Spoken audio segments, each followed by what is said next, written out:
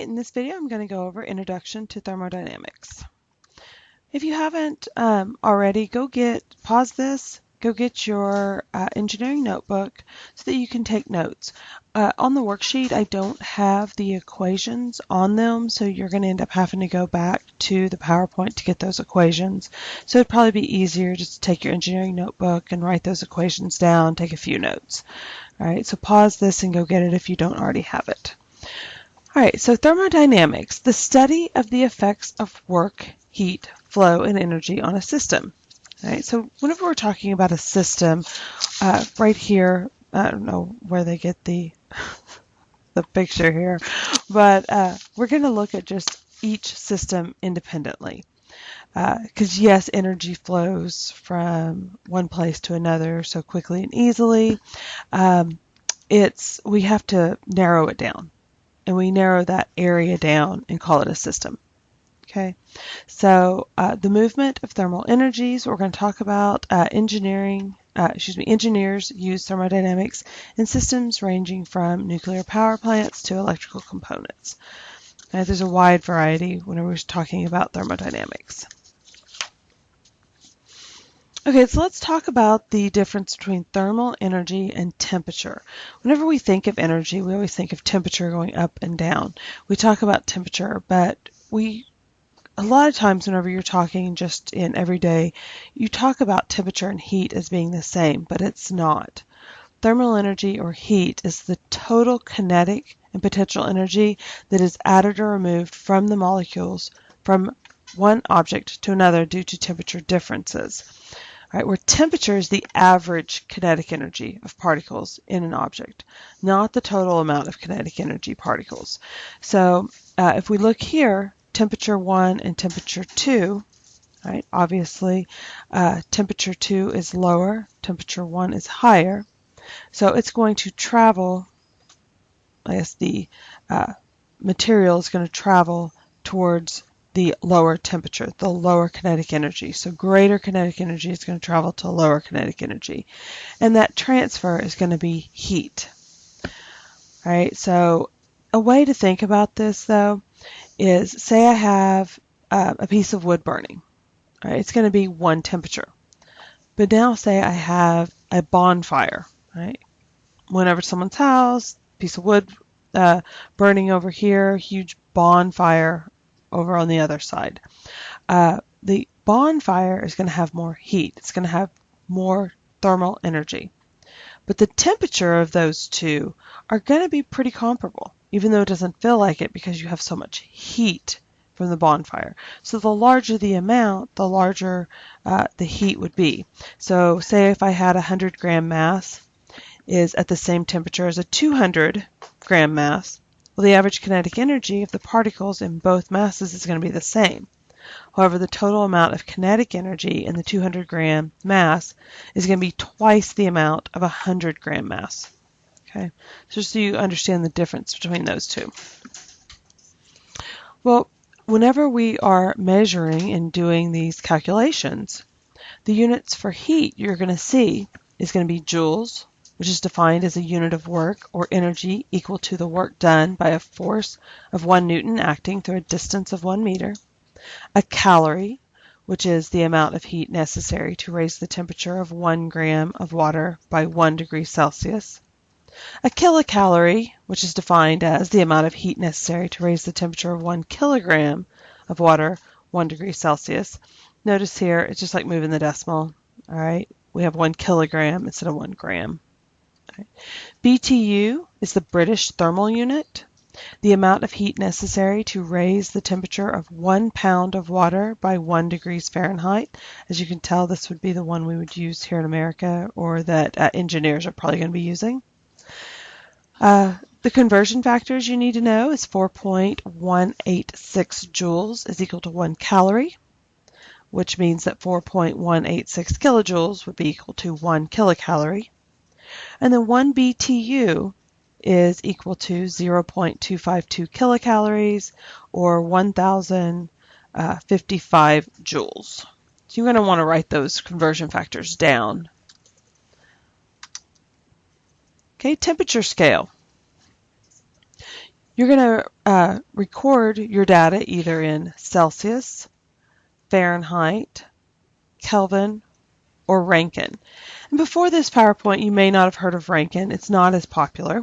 It's not something that they use as much in science. Now, in science, you're using the SI system. Right? The SI system uses Celsius.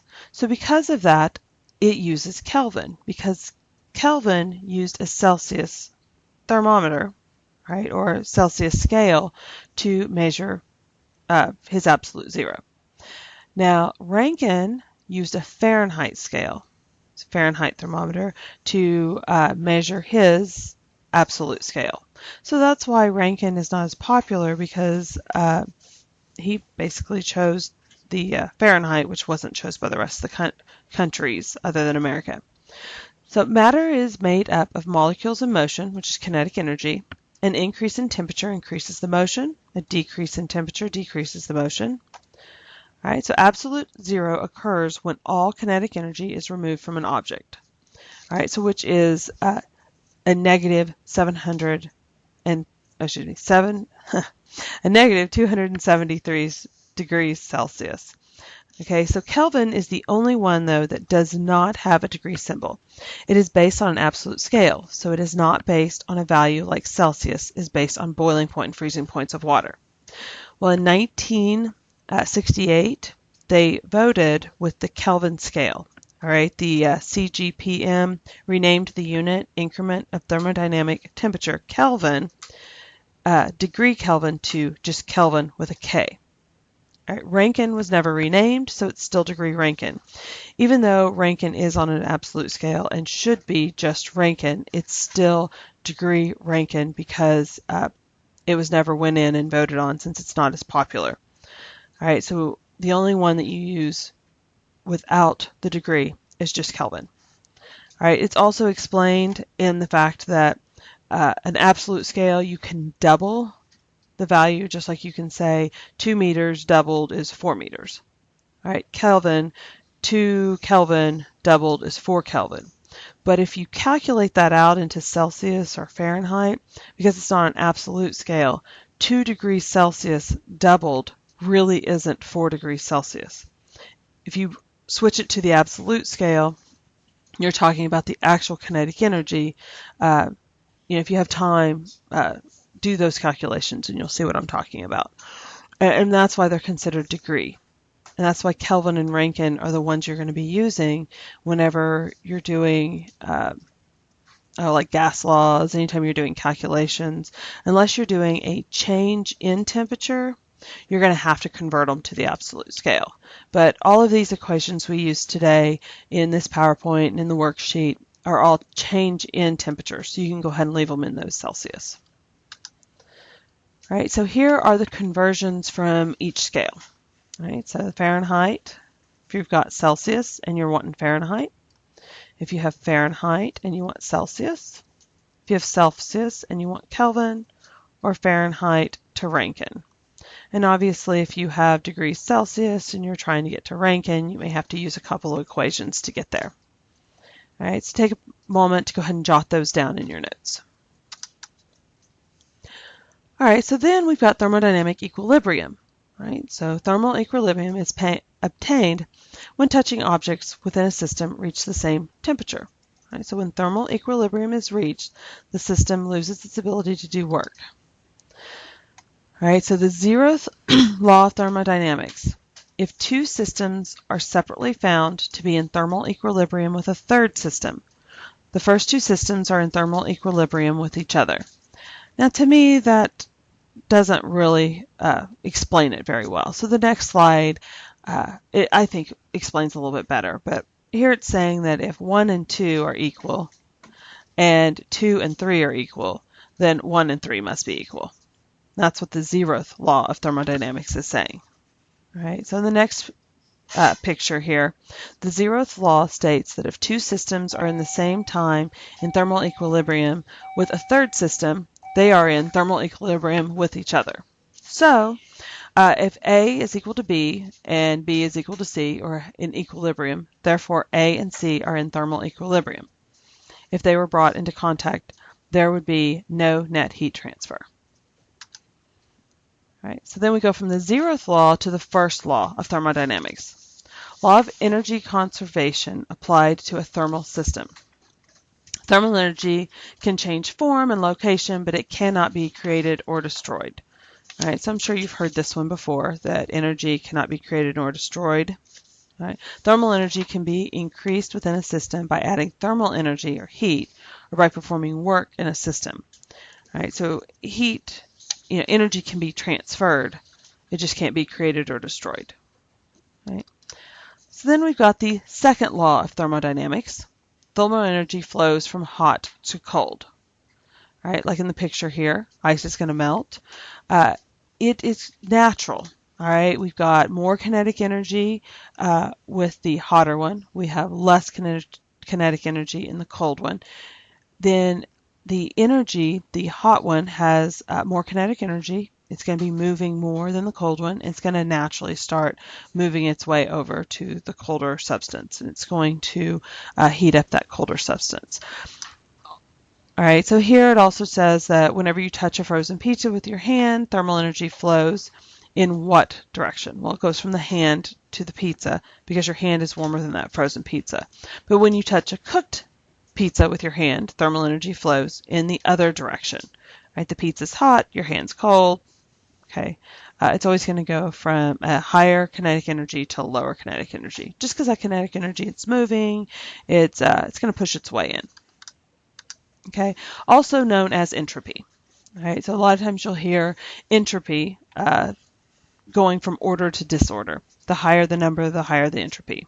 Entropy is the measure of how evenly distributed heat is within a system. All right, so the more kinetic energy, as things naturally are going to flow from the higher kinetic energy to the lower. It's going to flow in there and it's going to warm up and distribute that kinetic energy. It's going to cause the system to have more disorder. All right, so it's going to raise its entropy. All right, so firewood has a low entropy, molecules in order when stacked, and high entropy whenever burning.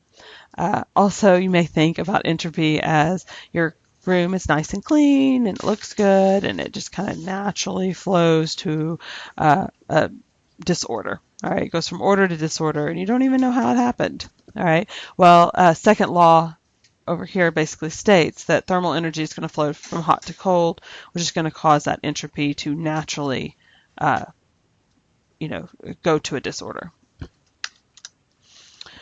All right, so thermal energy, heat transfer, the transfer of movement of thermal energy.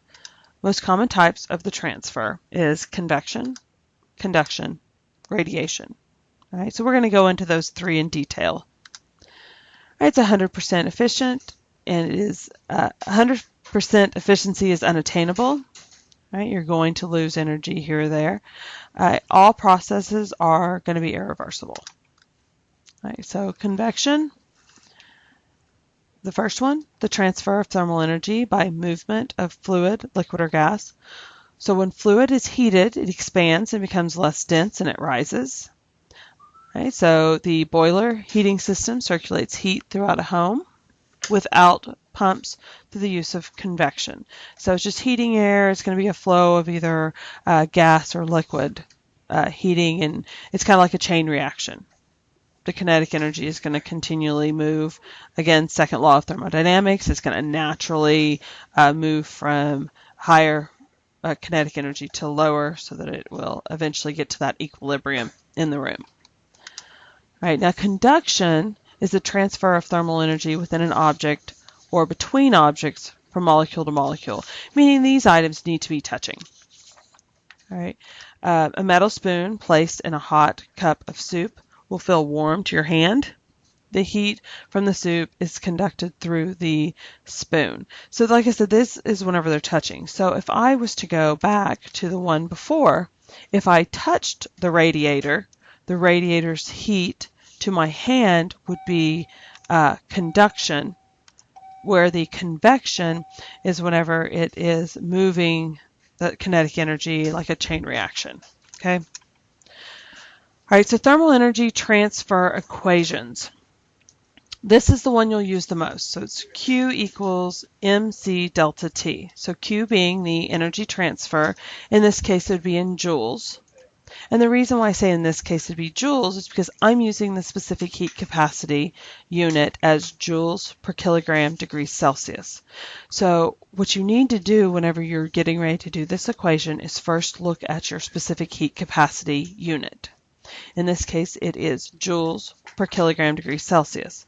So my energy transfer is going to be in joules, my mass is going to be in kilograms, and my temperature change is going to be in degrees Celsius. All right, and that's why they're showing here.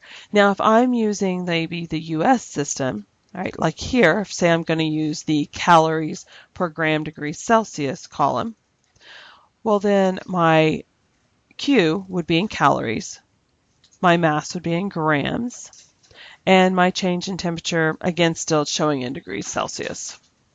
Okay. So it's important to keep those units the same as your specific heat capacity.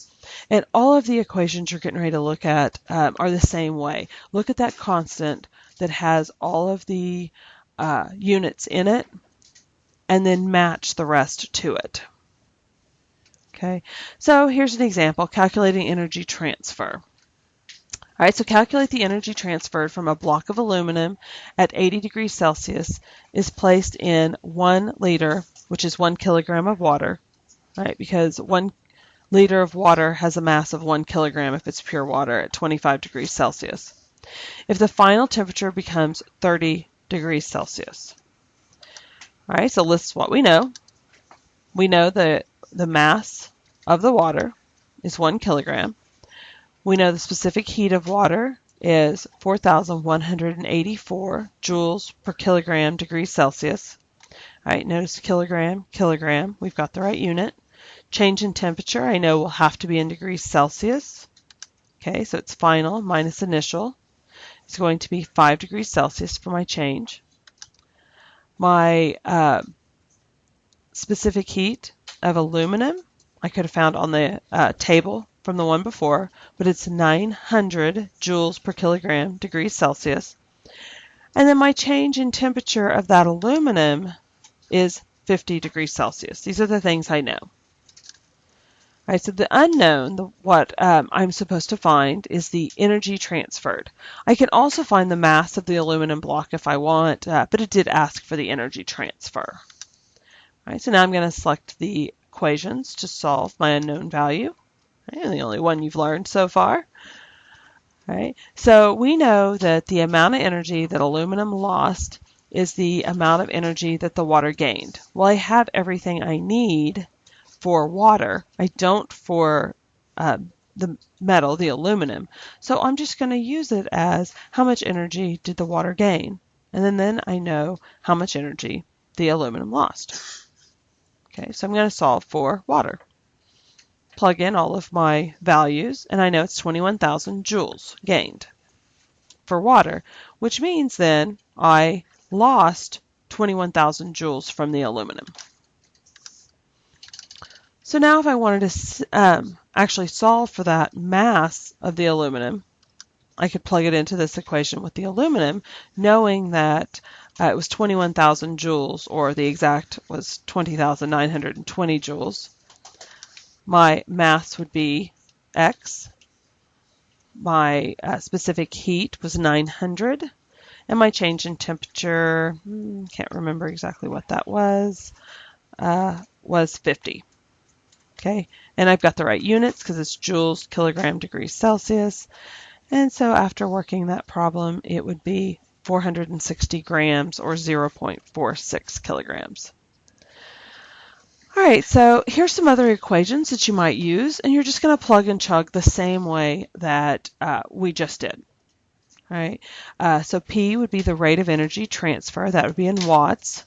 Q is the energy transfer. In this case, would be joules, depending on what my thermal conductivity would be. All right, if my thermal conductivity has BTU or calories, then you're going to use your energy transfer would be a different unit. The change in time is going to be in seconds. Again, if my thermal conductivity has minutes or hours, that might be different. The area of thermoconductivity is the capital A. L is the thickness of material. In some of the equations that I was using when I was learning how to do all of these, I also saw a D, a small d for distance, but L for thickness of material is fine. So delta T is the difference in temperature. Okay, again, that would be degrees Fahrenheit or degrees Celsius. Most of them are all degrees Celsius. All right, so calculating energy transfer. Calculate the energy transfer in a wall section measuring 2 meters by 1 meter by 0.04 meter thick with a thermal conductivity of 0.10 joules per second meter degrees Celsius. So notice my thermal conductivity is joules second meter degrees Celsius. So I'm going to use time in seconds, distance in meters, and degrees Celsius is going to be my temperatures. Opposing sides of the wall section have a temperature of 10 degrees Celsius and 5 degrees Celsius after 1 hour. All right, so the area of the thermal conductivity is going to be 2 meters squared because a meter times a meter is meter squared. But notice I just say 2 times 1 is 2. Thermal conductivity, K, is given, or it's going to be on a table that you use, and it's 0.10 joules per second meter degrees Celsius. The thickness of the material is L equals 0.04 meters, and the difference in temperature is going to be 5 degrees Celsius. The change in time is going to be 1 hour, and it's supposed to be in seconds right here, to be 3,600 seconds. So calculating energy transfer. All right, list all unknown values. P, the rate of energy transfer, and Q, the energy transfer. Select equations to solve unknown values. These are the equations that you would use. Notice that because we need our delta T, we need our Q, and we also need these. So if P in this system are going to be equal, I can make these two equations equal. Okay. Then you plug and chug. Like I said, the answer should be 90,000 joules, or I could say 90 kilojoules. Next one, the U value is the coefficient of heat conductivity, the measure of a material's ability to conduct heat. This right here, the equations you'd look at. Okay, notice we have U in here with the area and the change in temperature to get your heat. All right, metric system. Notice we've got watts over meters squared and degrees Celsius, or the U.S. customary system, which is the BTU, feet, hour, and degrees Fahrenheit. Those are going to be the units you would use depending on, for this one here, we're either going to use watts or BTU. This is how we can tell what my area would need to be in. In this case, it'd be meters. In this one, it'd be feet. Okay. All right, so thermal resistance of a material. The measure of a material's ability to resist heat. The higher the R value, the higher the resistance. Here are the equations you'll use for those. Okay, the bulk R value, though, if you have several things lined up together in a wall, you just add those R values up. And here's your thermal conductivity chart. You'll have that also on your worksheet so that you can look it up. All right, so determine the R value of this wall. It's got the R values for you for each one. And it adds them up for you. As a thermal energy transfer in radiation, the process by which energy is transmitted through a medium, including empty space, as electromagnetic waves. All right, so this is whenever heat is transmitted through electromagnetic waves. All right, so this is the Stefan's law. All objects lose and gain thermal energy by electromagnetic radiation. And here's the equation. P is the radiated energy transfer. Stefan's constant is 5.6696 times 10 to the negative 8 watts over meter squared times Kelvin to the 4th. Notice then that my units for area are going to be, my distance is going to be in meters, and then my area would be meters squared. right? And my temperature is going to be in Kelvin. So prior to dressing for school, a student watches the morning weather to decide what clothes to wear. The bathroom is 65 degrees Fahrenheit, and the student's skin is 91.4 degrees Fahrenheit. Determine the net energy transfer from the student's body during the 5.0 minutes spent watching the morning weather. Right, so the skin's emissivity is 0.90, and the surface area of the student is 1.30 meters squared. So notice on this one here, emissivity constant is going to be given to you in the problem. All right, so here are our knowns. Okay, going to plug and chug. Notice that my time is in seconds, my skin temperature. Notice right here I have these in degrees Fahrenheit, but I need it in Kelvin, so I'm going to have to convert. E is given to you, and then meters. So as it shows here, it had to be converted to Kelvin and then solved. But here are the unknowns are going to be the rate of energy transfer and the energy transfer. So the equations we're going to use are these two here. Okay, notice that they converted, and now we're putting all of our knowns in.